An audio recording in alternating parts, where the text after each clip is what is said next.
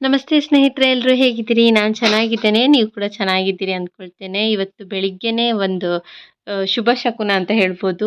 ಹೊಡೆದಿದ್ದ ಕಾಯಲ್ಲಿ ಹೂವಿತ್ತು, ತುಂಬಾ ಖುಷಿಯಾಯಿತು. ಹಾಗೆ ಮಧ್ಯಾಹ್ನಕ್ಕೆ ಮಸೊಪ್ಪು ಮಾಡಿದ್ದೇನೆ, ಎಲ್ಲ ಸೊಪ್ಪುಗಳು ಹಾಕಿ ಮಾಡಿದ್ದೇನೆ. ಅಂದರೆ ಬೆಳಿಗ್ಗೆನೇ ಮಾಡಿದ್ದೇನೆ, ಮಕ್ಕಳು ಸ್ಕೂಲಿಗೆ ಟಿಫಿನ್ಗೆ ತೊಗೊಂಡೋಗ್ತಾರೆ, ಹಸ್ಬೆಂಡ್ ತೊಗೊಂಡೋಗ್ತಾರೆ. ಹಾಗಾಗಿ ಎಲ್ಲ ಸೊಪ್ಪು ಹಾಕಿ ಮಾಡಿದ್ದೇನೆ. ಮೊದಲು ಈ ಥರ ಮಾಡ್ತಾ ಇರಲಿಲ್ಲ ನಾನು, ಇವಾಗ ಈ ಥರ ಸೊಪ್ಪು ಸಾರೆಲ್ಲ ಮಾಡ್ತಾ ಇದ್ದೇನೆ. ಮಕ್ಕಳೆಲ್ಲ ಹೋಗೋದಾದ ನಂತರ ನನ್ನ ಕೆಲವೊಂದು ಸಣ್ಣ ಪುಟ್ಟ ಕೆಲಸಗಳೇನಿದೆ ಅದನ್ನೆಲ್ಲ ಮುಗಿಸ್ತೇನೆ. ಯಾಕಂದರೆ ಅಡಿಗೆ ಪೂಜೆ ಎಲ್ಲವೂ ಬೆಳಿಗ್ಗೆನೇ ಆಗಿರ್ತದಲ್ವಾ, ಸ್ನಾನ ಎಲ್ಲ ಆಗಿರ್ತದೆ. ಬೇರೆ ಏನಾದರೂ ಸಣ್ಣ ಪುಟ್ಟ ಕೆಲಸ ಇರ್ತದೆ, ಪಾತ್ರೆ ತೊಳೆಯೋದಿರ್ತದೆ, ಅದನ್ನೆಲ್ಲ ಮುಗಿಸ್ತಾ ಇದ್ದೇನೆ. ಹಾಗೆ ಈ ಜಾರ್ ಬಗ್ಗೆ ಕೂಡ ಹೇಳಬೇಕಂದ್ರೆ, ನಾನು ಇದ್ರದ್ದು ವಿಡಿಯೋ ಮಾಡಿದ್ದೆ. ಜಾರ್ ತಂದಾಗ ನಾನು ಮೀಶೋದಲ್ಲಿ ತಗೊಂಡಿದ್ದು 400 ರುಪೀಸಿಗೆ 2 ಜಾರ್. ತುಂಬ ಟೈಮ್ ಆಯಿತು, ಚೆನ್ನಾಗಿದೆ. ಏನು ತೊಳೆದು ಉಪ್ಪು ತುಂಬಿಸ್ತಾ ಇದ್ದರೆ ನೀರು ಕೂಡ ಆಗಲ್ಲ, ಉಪ್ಪು ಗಟ್ಟಿಯಾಗಿ ಇರ್ತದೆ. ಹಾಗೆ ನಿನ್ನೆ ರಾತ್ರಿ ಸಂಜೆ ನಮ್ಮ ಮನೆಯವರು ಕಬಾಡ್ ತಂದಿದ್ರು. ತುಂಬ ಟೈಮಿಂದ ಪೆಂಡಿಂಗ್ ಇದ್ದಿದ್ದು ತರಬೇಕು ಅಂತೇಳಿ ಇಟ್ಟಿತ್ತು. ಬಟ್ ನಿನ್ನೆ ಹೇಗೂ ತಂದರು. ಇವತ್ತು ಅದನ್ನೆಲ್ಲ ಜೋಡಿಸ್ಬೇಕು. ಜೊತೆಗೆ ಅದರ ಜೊತೆಗೆ 2 ತಟ್ಟೆ 2 ಗ್ಲಾಸ್ ತಂದಿದ್ದಾರೆ.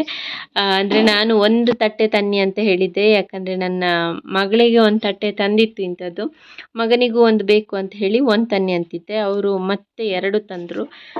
ಇಟ್ಸ್ ಓಕೆ, ಇದು ಒಂದೇ ಥರ ಸಣ್ಣದಾಗಿ ಚೆನ್ನಾಗಿದೆ. ಹಾಗೆ 2 ಗ್ಲಾಸ್ ಕೂಡ ತಂದಿದ್ದಾರೆ. ಹಾಗೆ ಬೆಳಿಗ್ಗೆ ನಮ್ಮ ಮನೆಯವರು ಕಬಾಡ್ ತಂದು ಒಳಗಡೆ ಸ್ನೇಹಿತರೆ, ಇದೇನು ತುಂಬ ಭಾರ ಏನಿಲ್ಲ, ಇಬ್ಬರು ತಗೊಂಬಂದಿಡ್ಬೋದು. ನಾನು ಹಾಗೆ ನಮ್ಮ ಮನೆಯವರು ಸೇರಿ ತಗೊಂಡು ಬಂದ್ವಿ. ನಂತರ ಅರ್ಶಿನ ಕುಂಕುಮ ಎಲ್ಲ ಇಟ್ಟು ಪೂಜೆ ಮಾಡಿ ಸದ್ಯಕ್ಕೆ ಮಿಡ್ಲಲ್ಲಿ ಇಟ್ಟಿದ್ದೇನೆ.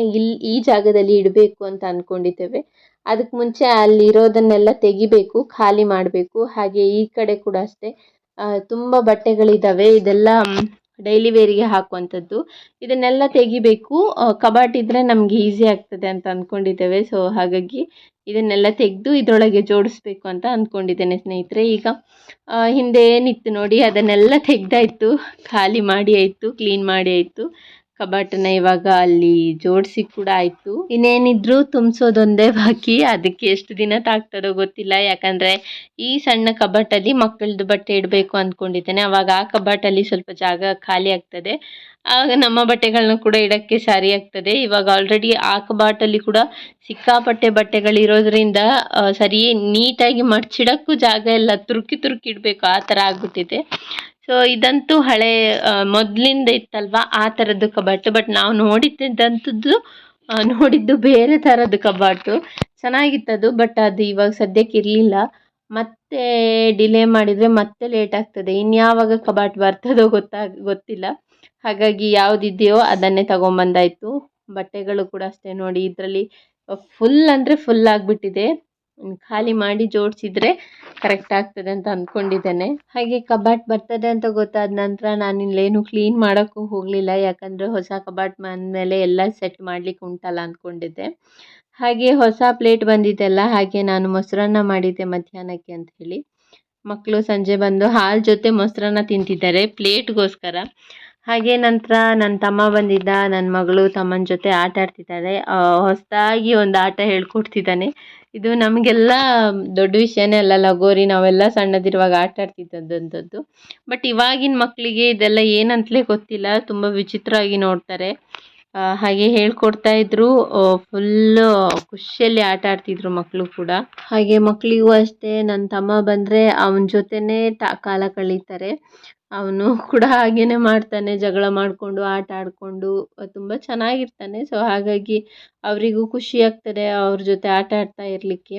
ಅವನು ಕೂಡ ಒಂದೊಂದು ಸಲ ಸಣ್ಣ ಮಕ್ಕಳ ಥರನೇ ಆಟ ಆಡ್ತಾ ಇರ್ತಾನಲ್ವ, ಹಾಗಾಗಿ ಸೊ ಅವರಿಬ್ಬರು ಆಟ ಆಡ್ತಿದ್ರು, ನನ್ನ ಮಗಳು ಮತ್ತು ನನ್ನ ತಮ್ಮ. ನಂತರ ನನ್ನ ಮಗನೂ ಬಂದ.